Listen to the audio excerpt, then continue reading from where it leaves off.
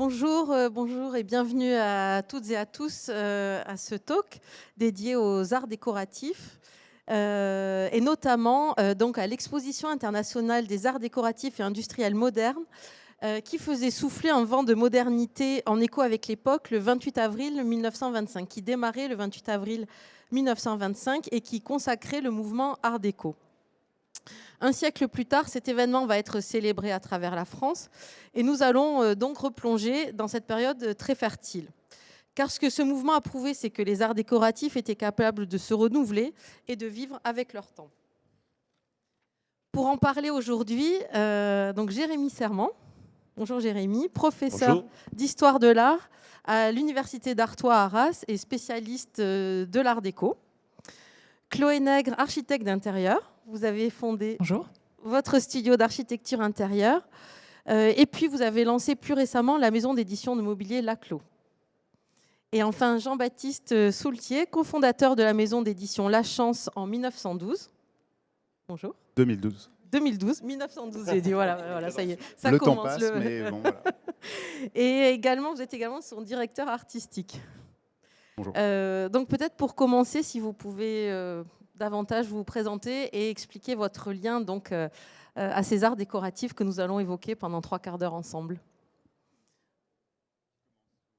Je peux commencer par dire quelques mots, effectivement, oui. pour dire que Marie vient de présenter effectivement un siècle d'art décoratif en France en partant de la date de 1925, mais il est intéressant de dire également que ce dont on va parler, en particulier ce qui est génériquement appelé l'art déco, commence aussi bien avant et dès les années 10. Alors effectivement, moi, je viens plutôt de l'art nouveau à la base. J'ai plutôt travaillé d'abord sur l'art nouveau, avant justement de m'intéresser justement aussi à ce passage de l'art nouveau à l'art déco, et en particulier pour dire qu'il n'y avait pas qu'une rupture entre l'art 1900 et ce qu'il advient par la suite, mais également beaucoup de continuité. Voilà, donc j'ai notamment organisé il y a quelques années un colloque sur les années 10 dans le champ des arts décoratifs. Et puis aujourd'hui, il y a plein de projets justement en 2025 en lien avec le centenaire de l'exposition 1925. Donc l'année qui commence va être une année fertile pour les études sur l'art déco. Et un de vos champs d'études, ça a été donc le papier peint, vous nous disiez. Exactement, ma thèse de doctorat, mais il y a déjà pas mal d'années, portait sur le papier peint Art Nouveau. Je pense qu'il y a une transition toute trouvée dans le sens où on parle d'une vision académique, historique et dans l'étude des choses qui existaient. Et nous, à travers le travail d'édition que l'on a notamment avec La Chance, on a par exemple édité un papier peint de Jacques-Émile Rollman, qui même s'il a été dessiné en 1910, justement, est quelque chose qui aujourd'hui vit dans une collection. Et toute l'idée, je pense, de ce talk, c'est de montrer à quel point les bases esthétiques qui ont été posées, notamment à l'exposition, à l'occasion de l'exposition de 1925, sont des choses qui aujourd'hui se retrouvent énormément dans la décoration, le côté très accumulation, construction, juxtaposition de matière, et ce côté très ordonné, peut-être moins dans l'ornement, plus dans la construction, vraiment à cheval entre l'architecture et le dessin pur qui pouvait préexister.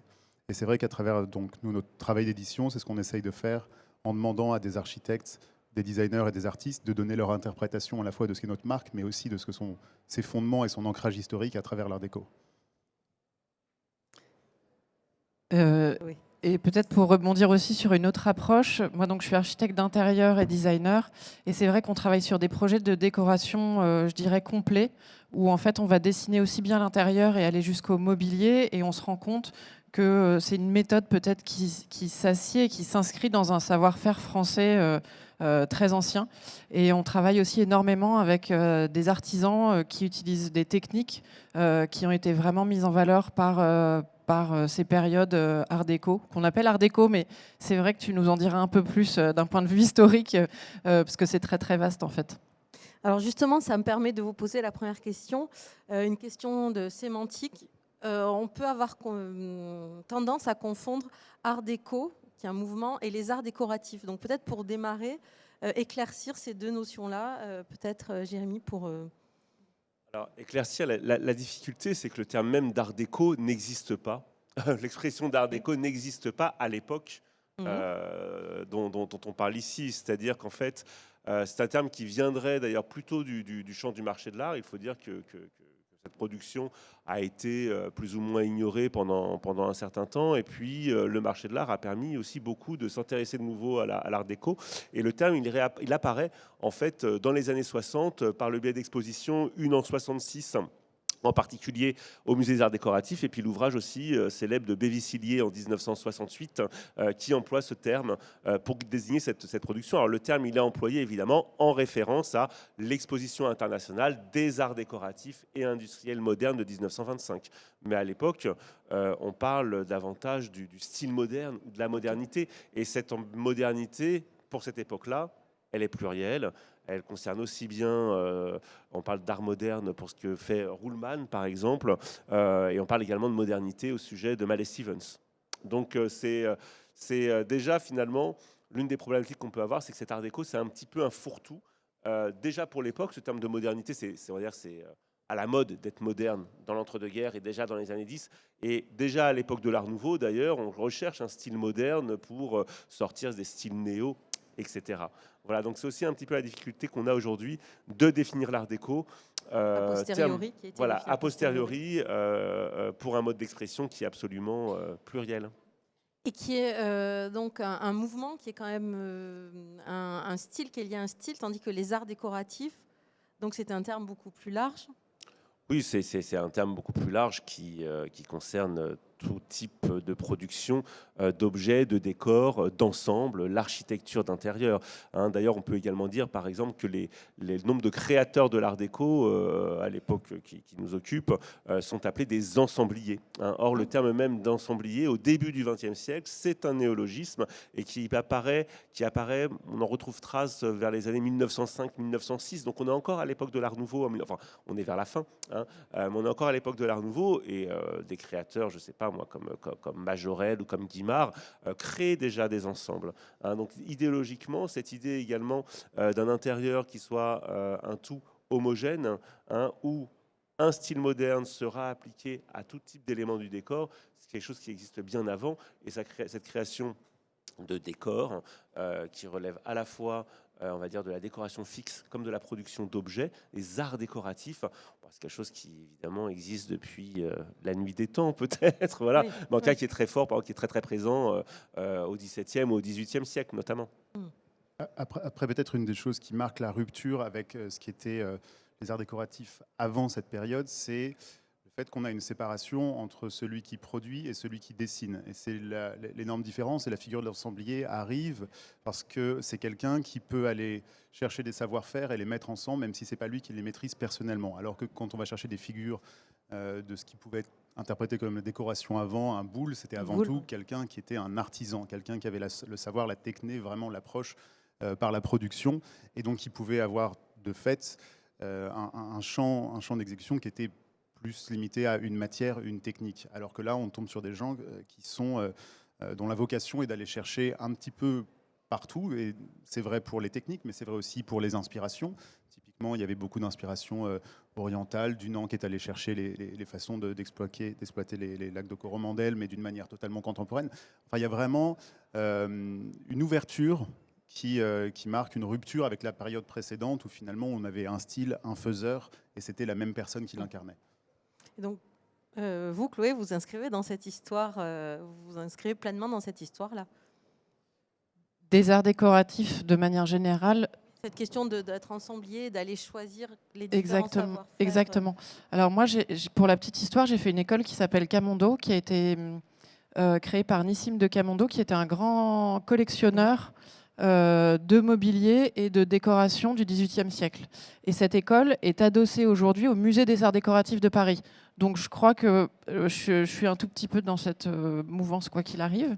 Et c'est vrai que c'est assez intéressant d'ailleurs d'aller voir au Musée des Arts Décoratifs. Il y a toute une partie qui est très peu visitée, de salons recréés de différentes époques, et où on voit justement ce travail qui a été fait de A à Z, et qui est visible effectivement sur une période art déco, mais qui l'était déjà sur les périodes précédentes. Ensuite, c'est vrai que moi, souvent dans mon travail, des personnes me disent, qui ne connaissent pas forcément la décoration, me disent tout de suite « Ah, mais c'est très art déco ». Et j'ai toujours du mal, ça me rassure ce que vous dites, parce que j'ai toujours du mal à comprendre exactement ce que ça veut dire. J'imagine qu'il y a une perception un peu dans l'inconnu, enfin dans le, comment on appelle ça, dans l'inconscient collectif, d'un jeu de formes et d'éléments quand même très graphiques, très géométriques repris. Donc j'imagine qu'il y a cette lecture-là quand même quelque part qui, pour moi, vient en rupture avec l'art nouveau avant, qui était extrêmement végétal et beaucoup plus chargé. Je pense qu'il y a quelque chose comme ça. Moi, aujourd'hui, dans mon travail, j'estime que je peux avoir des influences qui viennent de périodes très, très variées. Et d'une pièce de mobilier à une autre, ça change beaucoup. Et je dirais que je vais plutôt aller piocher aussi dans des savoir-faire et dans le travail avec des artisans, en tout cas, qui vont me permettre d'exprimer différentes choses créativement parlant. Alors, pour en revenir donc à cette exposition de 1925, Jérémy, est-ce que vous pouvez nous expliquer dans quel contexte elle arrive et ce qu'on y voit, en fait, ce que les gens y trouvent? Alors, ce qu'il faut déjà dire, c'est que l'exposition de 1925, c'est un projet Voilà, dont on voit donc... Bon, alors on voit la rue des Boutiques, effectivement en ligne, qui a été conçue par un décorateur qui m'est cher et sur lequel j'ai longtemps travaillé, un livre est en préparation, Maurice Dufresne, sur le pont Alexandre III à Paris. Alors l'exposition de 25, c'est un événement évidemment dont la genèse nous invite à remonter beaucoup plus haut dans le temps. On pourrait même remonter en fait à 1902, puisqu'en 1902, on a une exposition internationale qui a lieu ailleurs. C'est l'exposition internationale des arts décoratifs modernes de Turin. Alors en 1902, on est encore à l'époque de l'art nouveau, hein, même si certains foyers artistiques tentent déjà d'ailleurs vers davantage de géométrie, notamment à Glasgow, à Vienne et dans certains foyers allemands. Et cette idée en fait d'organiser comme à Turin une exposition internationale, donc spécialisée dans un domaine spécifique, qui est celui des arts décoratifs, mais avec ce terme de moderne qui est important, c'est-à-dire qu'on dit dans le règlement que tout objet accepté dans cette exposition internationale devra être moderne. Et donc on va vouloir assez rapidement, dans la première décennie du XXe siècle, organiser une exposition similaire en France, à Paris. Donc il y a différents projets, notamment un projet qui est conçu en 1911, voilà, une demande en 1911 qui est émise par la Société des artistes décorateurs, par la Société pour l'encouragement à l'art et à l'industrie et par l'Union centrale des arts décoratifs, hein, donc le musée des arts décoratifs, pour que cette exposition se tienne en 1915. Première guerre mondiale, l'exposition est repoussée à plusieurs reprises, il y a plusieurs dates. Au sortir de la guerre, elle est prévue en 22, puis en 23, en 24, et finalement elle a lieu seulement en 25. Hein, donc ça vient vraiment de là, sauf qu'effectivement les modes d'expression ornementaux, décoratifs de 1925 ne sont plus ceux de 1902. Alors ce qu'il faut dire aussi, c'est qu'on a parfois aussi un peu une vision biaisée, je crois, de l'art déco, en raison de cette exposition internationale de 1925, qui avait, alors il y avait évidemment des participations étrangères, mais en ce qui concerne la France, il y avait ce souhait de montrer toute l'excellence du savoir-faire français. Hein. Contemporain. D'où une certaine débauche de luxe, hein, comme on a pu dire dans certains cas, une exposition très luxueuse. Voilà. Alors on a eu souvent tendance à réduire l'art déco à cette dimension du luxe, mais ce n'est pas que ça, hein, notamment à travers la production des grands magasins, par exemple, qui s'adressaient à une clientèle un peu plus large. Justement, parce que c'était une de mes questions. On a effectivement l'impression que c'était un mouvement élitiste. Est-ce que c'était vraiment le cas ou est-ce que ça s'est vraiment diffusé dans la société, dans l'ensemble de la société? Ça a été véritablement un mouvement élitiste. Hein. C'est toujours aussi en partant de commandes de l'élite du haut que finalement on peut avoir voilà, un ruissellement vers le peuple. Alors ce serait beaucoup dire, comme pour l'époque de l'Art Nouveau d'ailleurs, qu'il y a eu une véritable démocratisation artistique. Mais malgré tout, alors on peut parler des grands magasins. Hein, il y a des ateliers d'art des grands magasins qui sont créés.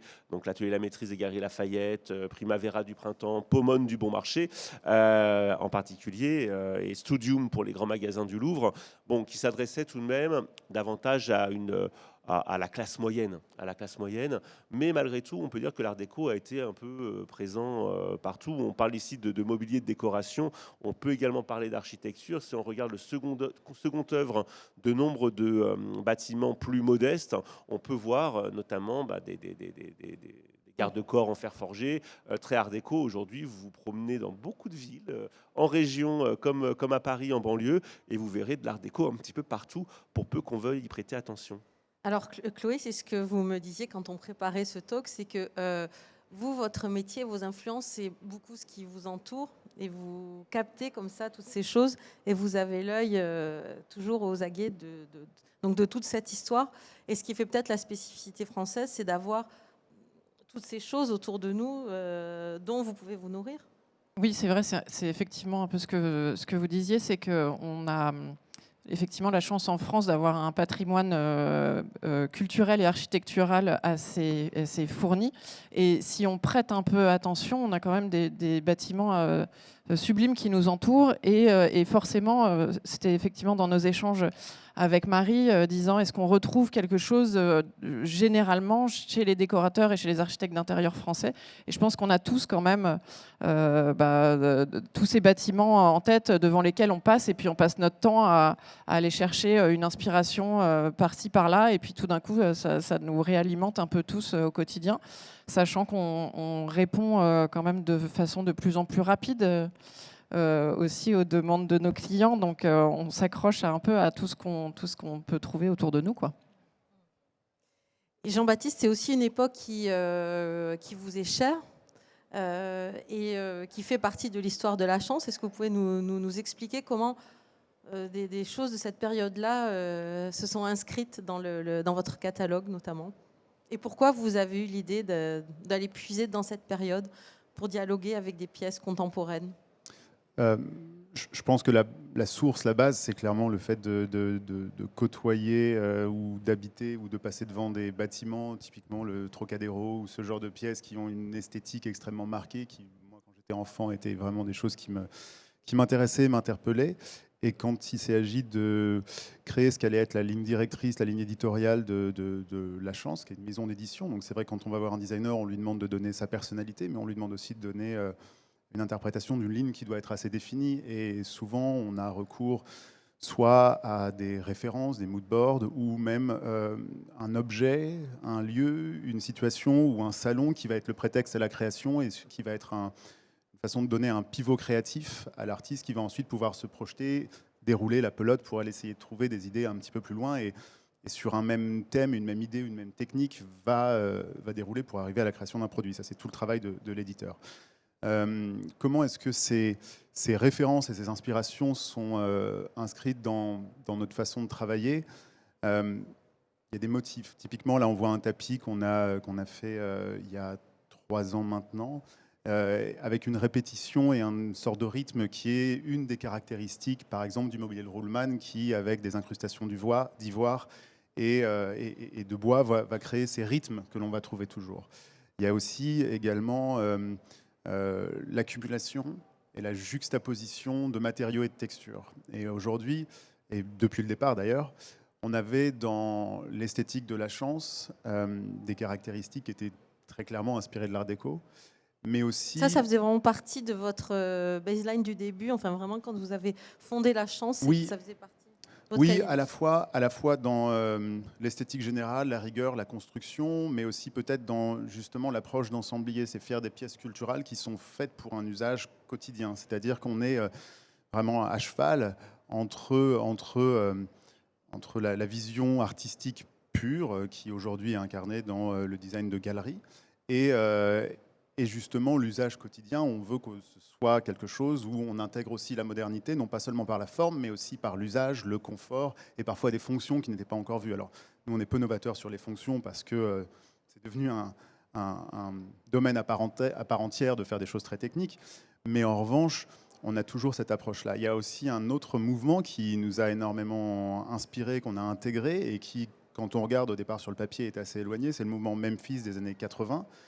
Et en fait, finalement, ce qui nous parle et ce qui nous intéresse, à savoir cette force assez théâtrale que peuvent avoir les œuvres, c'est les mêmes ressorts esthétiques, à savoir toujours cette construction. Les matériaux sont diamétralement opposés. On est sur de la coquille d'œuf ou des laques précieuses d'un côté, alors qu'on est sur des mélaminés avec des dessins de Nathalie Dupasquier ou d'autres personnes de l'autre. Mais en revanche, ce qui fait leur présence extrêmement théâtrale, ce côté vraiment à cheval entre le quotidien et l'œuvre, c'est ça qui nous intéressait. Et justement, ça, on a essayé de l'incarner, par exemple, avec les éditions de Ruhlmann dont je parlais tout à l'heure. Voilà, donc vous avez, effectivement, vous éditez plusieurs pièces de l'époque. Oui, tout à fait. C'est-à-dire que nous, dans notre approche, on a commencé avec que du contemporain, c'est-à-dire qu'on voulait travailler avec les gens de notre temps. Certains étaient déjà assez établis. Je pense à Noé Duchauffour-Laurence, Luca Nichetto, enfin des gens qui faisaient partie de la première collection. Mais aussi, on trouvait intéressant de marquer ce qui était justement à la base de l'esthétique qu'on voulait développer, sinon perpétuer, de faire des petits hommages et d'aller un petit peu plus loin que d'être simplement dans la citation. Et c'est pour ça qu'une pièce, notamment le miroir Lalou, qui je crois est dans les images, qui avait été fait par Jacques-Émile Ruhlmann pour le projet d'hôtel particulier de René Lalou, qui était à l'époque le directeur des Champagne Moum, et qui a été fait en 1928. Et c'est une pièce qui est à la fois extrêmement ancrée dans l'espace, si on le projette typiquement dans les dessins qu'on voyait tout à l'heure, avec les choses extrêmement ornementées, les grands rideaux et les tentures, mais qui, dans un intérieur contemporain, marche aussi complètement. Et on a un autre miroir qui lui répond avec une toute autre échelle et qui est faite par des designers qui s'appellent Daniel Fett et Lucie Koldova, avec un grand piècement en marbre et qui est une pièce beaucoup plus importante. Mais les deux se répondent. Et il y a cette force que je trouvais, voilà, c'est ce miroir-là. Et les deux pièces se répondent. Et voilà, c'est pour ça qu'on a une citation. De la même manière, tout à l'heure, je parlais de Memphis. La graphiste du mouvement s'appelle toujours Nathalie Dupasquier. Et on est allé la chercher pour faire, et elle a créé des tapis pour nous. Alors là, c'est encore plus intéressant, parce que c'est pas aller chercher dans un livre d'histoire ou un carnet de croquis, mais de vraiment aller rencontrer la personne. Et elle a fait 2 tapis pour nous. Un qui est réellement une citation de ce qu'elle faisait à l'époque, où elle avait des motifs inspirés de motifs et d'esthétique africaine. Et là, elle en a fait un qui s'appelle France, où elle a repris le même genre de motif, mais avec des couleurs du drapeau français. Enfin, voilà. Et parce qu'on était un éditeur français, ce qui était relativement nouveau pour elle, ayant toujours évolué en Italie avec des inspirations beaucoup plus africaines. Et elle en a fait un autre qui s'appelle Tapis Gris et qui est vraiment inspiré pour le coup de Milan, mais qui reprend aussi, voilà, celui-ci, mais qui reprend aussi dans le côté extrêmement construit. Et c'est là que c'est intéressant, c'est-à-dire que ce tapis, dans sa version noir et blanc, il est extrêmement art déco, et dans sa version en couleur, il est totalement Memphis. Et c'est ces passerelles qu'on perpétue. Donc, enfin, c'est à la fois une citation, mais c'est peut-être aussi une vision qui est la nôtre de l'art déco, des arts déco, je ne sais plus comment on peut dire, mais voilà. Jérémy, quand vous voyez ce tapis, justement, je vous vois opiner. Donc... Ah oui, non, mais je pense que à la fois, ce que je disais un petit peu au début, c'était l'art déco n'existe pas parce que l'art déco désigne des sources d'inspiration très différentes. Mais on pourrait dire également l'art déco est toujours là et l'art déco n'a peut-être jamais cessé d'être là, je ne sais pas. Mais alors, il est évident que même certaines œuvres, certaines réalisations avec d'autres couleurs encore pourraient même rappeler le 1900 par exemple. Donc la couleur joue beaucoup. La couleur joue beaucoup, mais ce type de motif géométrique que certains qualifieront d'abstrait, mais pour moi c'est compliqué de parler d'abstraction quand on parle de l'ornement. On se retrouve ici avec un visuel, un graphisme qui est très proche de l'art déco. Alors l'art déco, on parlait de la géométrie, quelque chose de très graphique. C'est pas seulement que ça. Un artiste comme Paul Iribe, par exemple, fait usage de la courbe, de l'arabesque. Alors c'est pas la ligne coup de fouet de l'art nouveau, par exemple, mais c'est à la fois la courbe, c'est à la fois des formes plus rectilinéaires, mais on continue à en trouver dans le mobilier aujourd'hui, comme on continue à en trouver dans le mobilier des années 80 ou dans divers types d'objets d'art décoratif dans ces années-là. Oui, tout ça n'a pas complètement disparu en fait. Donc c'est à la fois il est indéfinissable et en même temps il est certainement toujours là. C'est aussi un petit peu le parti pris qu'on a avec l'un de mes collègues. Là, on coordonne un numéro de la revue In Situ, la revue des patrimoines, qui est en ligne, qui est la revue du ministère de la Culture, sur l'art déco, qui paraîtra, on espère, le 28 avril 2025, puisque l'exposition de 1925 ouvert le 28 avril. Et l'un de nos partis pris, c'était également de dire que l'art déco, non seulement survit aussi dans le domaine de l'architecture évidemment, survit à la Seconde Guerre mondiale, mais qu'en plus aujourd'hui, si on regarde d'ailleurs par exemple certains programmes immobiliers, cette inspiration art déco est également toujours présente. Donc on pourrait parler, est-ce qu'on doit parler simplement de l'art déco qui est encore là, ou d'un néo-art déco, c'est aussi tout un débat. Alors, vous l'évoquiez un peu tout à l'heure, il y a aussi une forme d'incompréhension, puisque quand on voit des images, ce sont des formes assez dépouillées, mais c'est quand même du luxe. Sont quand même des objets et des meubles basés sur des savoir-faire, même si spontanément on a l'impression que les savoir-faire on les retrouve plus à Versailles ou dans ce genre de... Mais finalement le minimalisme n'empêche pas les savoir-faire, et au contraire pour que les pièces soient vraiment bien manufacturées. Finalement, la géométrie nécessite quand même une rigueur dans la fabrication, sinon elle est rapidement un peu de guingois. Et donc les savoir-faire étaient très importants pour ce mouvement-là, et c'est aussi une continuité qu'on a avec la période actuelle, c'est-à-dire que par exemple vous, Chloé, ces savoir-faire, c'est très important, et finalement peu importe le style que l'on va déployer. Oui, c'est vrai que c'est aussi une grande source d'inspiration, et c'est une chance qu'on a en France et que beaucoup de designers étrangers nous envient, c'est qu'on a toujours des ateliers avec des personnes et des artisans fantastiques qui continuent à utiliser ces savoir-faire des métiers du mobilier et de la décoration. Et c'est vrai qu'on va pouvoir retrouver des marqueteries de bois, des marqueteries de paille. Sur ce miroir, par exemple. Ça, c'est une marqueterie de Rotin. On a vraiment la chance en France de pouvoir continuer à travailler avec toutes ces matières-là. Et c'est un jeu d'expérimentation pour nous qui est assez épatant. J'allais voir là pendant des co-off dans Paris aussi pas mal de showrooms, et j'ai échangé avec les équipes de Lalique. Donc c'est ce cristal et qui eux vraiment avaient pris une parole dans ces périodes art déco de manière très significative, et qui existe en fait toujours, et qui continue à produire aux mêmes endroits les mêmes panneaux, et c'est assez excitant pour nous en tout cas designers de pouvoir continuer à travailler dans ces veines-là avec ces artisans-là. Avec un langage contemporain. Avec un langage qu'on peut totalement réinventer de manière beaucoup plus contemporaine et se réapproprier à chaque fois. J'avais croisé, c'est une anecdote dont j'avais fait référence quand on s'est vu il y a quelques jours, sur le paravent cyprès qui est passé tout à l'heure en photo, qui est un paravent travaillé en rotin avec des éléments de miroir, voilà celui-ci.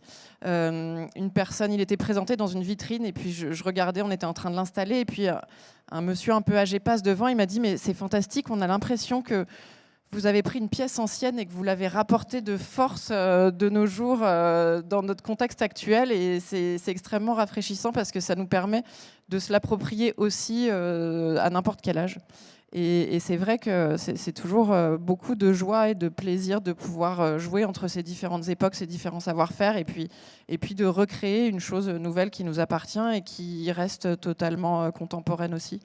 Finalement, on pourrait croire que cette histoire aussi présente en France, elle pourrait être sclérosante pour les créateurs, mais en fait, pas du tout. Au contraire, vous en pensez quoi, tous les trois ?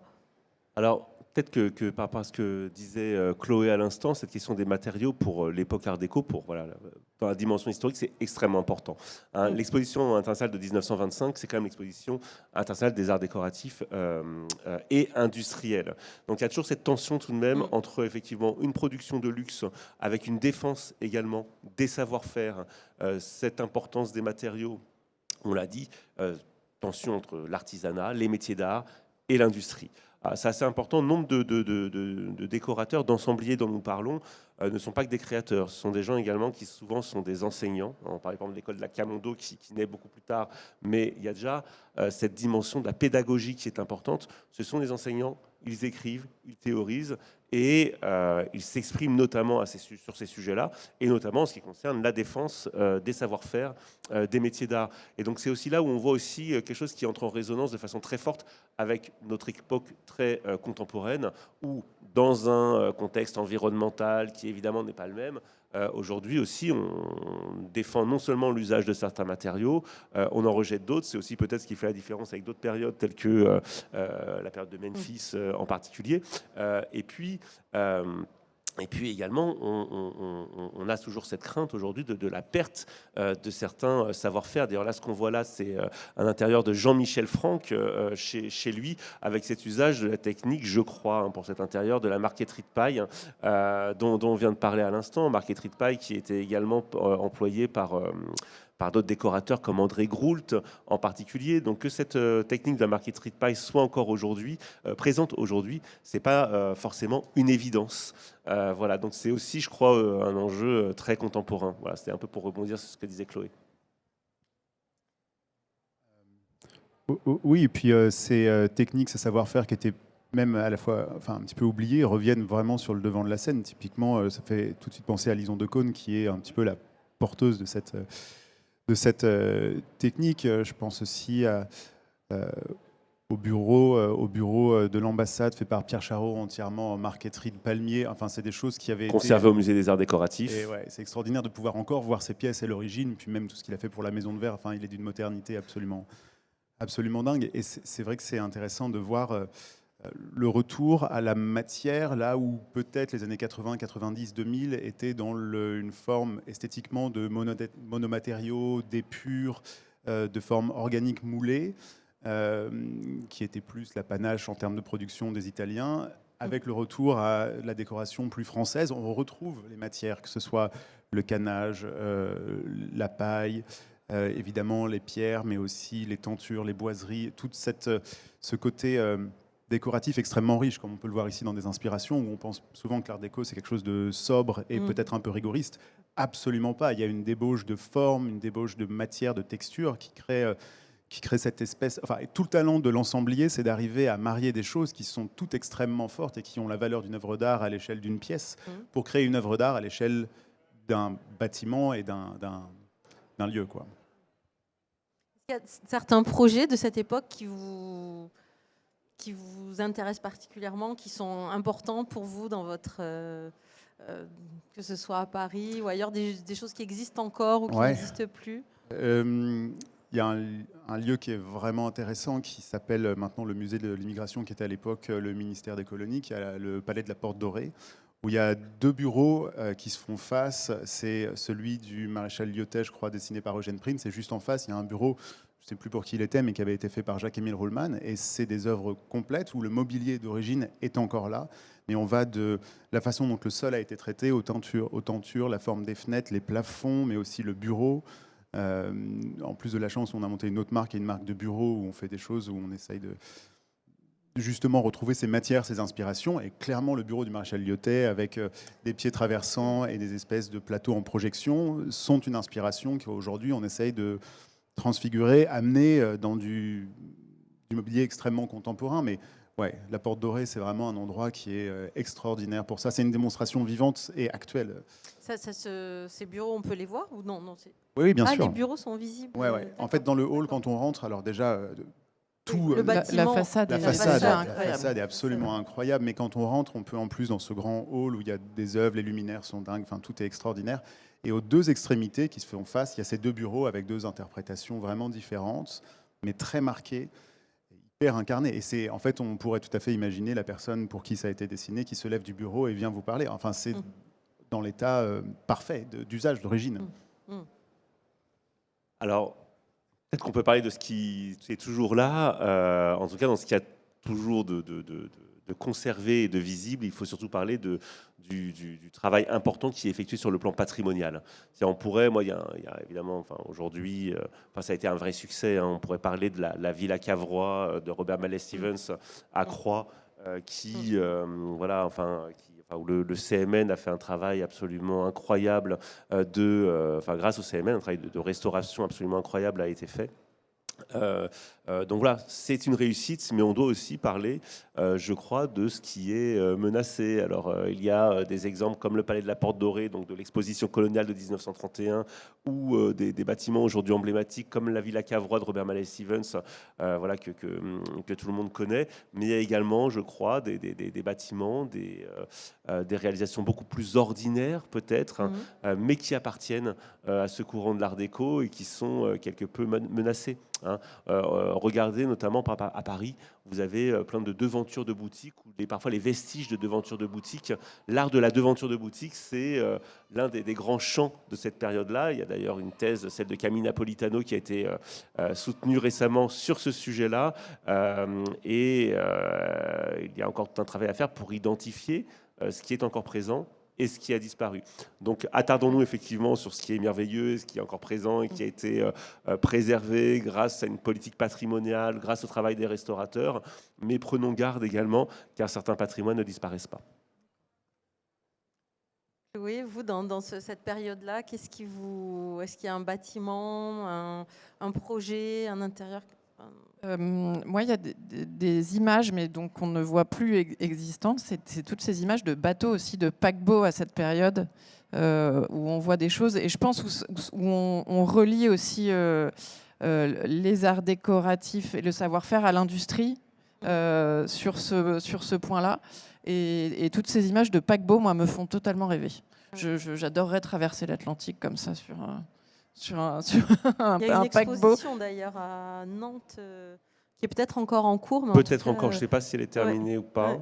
Ce qu'il faut dire là-dessus, c'est que pour des raisons qui sont diverses et variées, nombre de ces intérieurs, qu'il s'agisse de paquebots ou d'ailleurs, ont disparu dans leur état initial. C'est-à-dire que beaucoup de choses ont également été démantelées, dispersées. Je parlais tout à l'heure du rôle important qu'avait joué le marché de l'art dans la définition contemporaine de ce qu'est, on parle d'art déco aujourd'hui, le marché de l'art a aussi joué un rôle important là-dedans, même si les choses ont été dispersées.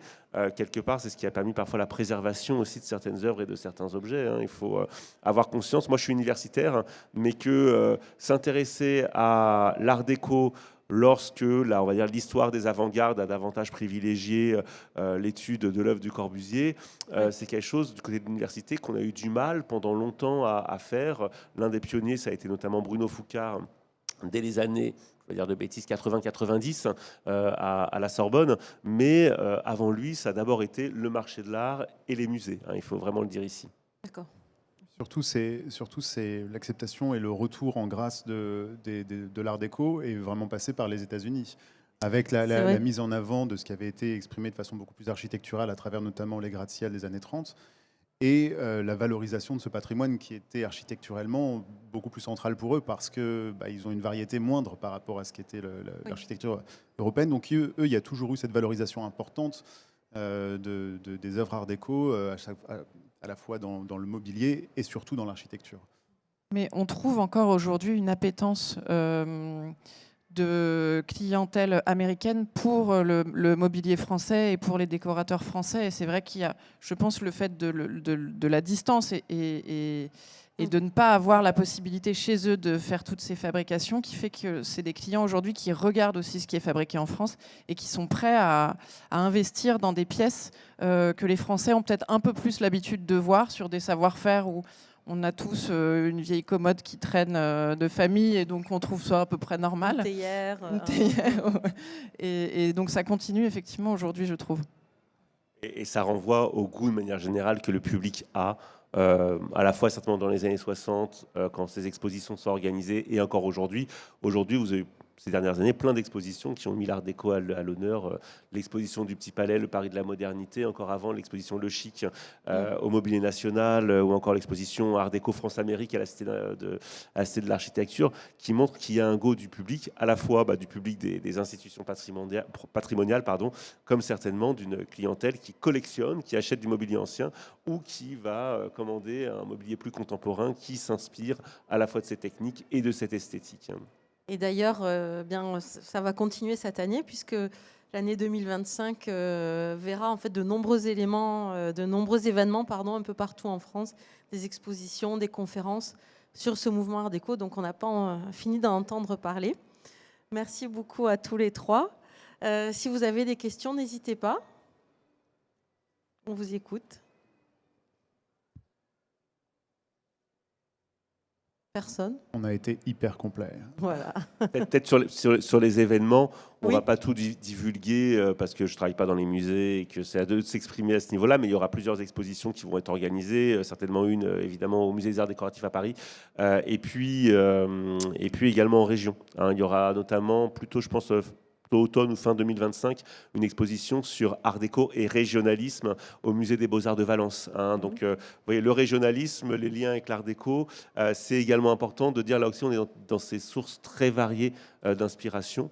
De mon côté, j'organise un colloque sur l'art déco dans les territoires dévastés qui aura lieu donc à Lens et à Arras du 24 au 26 avril de 2025. Et puis, d'autres événements. La Cité de l'Architecture. Voilà, aussi. Donc, il y aura beaucoup à faire, donc pour les passionnés d'art déco, tenez-vous au courant. Merci. Ah, une question. Ah, alors on vous écoute.